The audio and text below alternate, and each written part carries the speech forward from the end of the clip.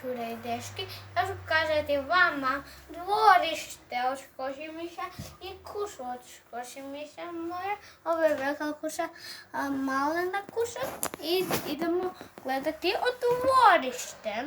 Jako je lepo, ima igračke, ima rupicu zašto moji Škošimiši su grižali.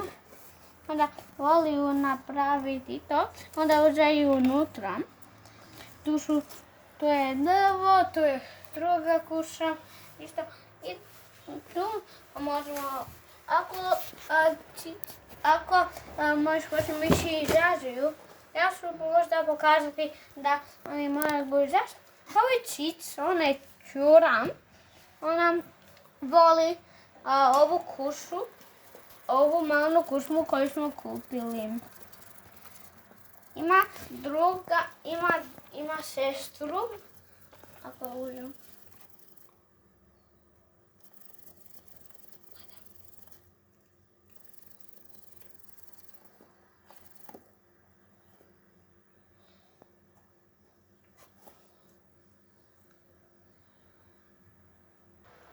Oni voliju grižati ovaj štapić, to je zašto želim da oni izađu sa ovom štapićom. Ako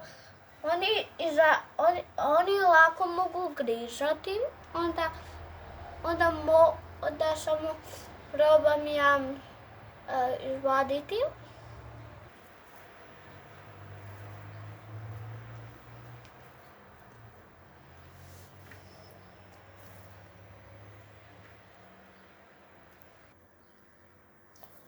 Oni se jako voliju maziti i što.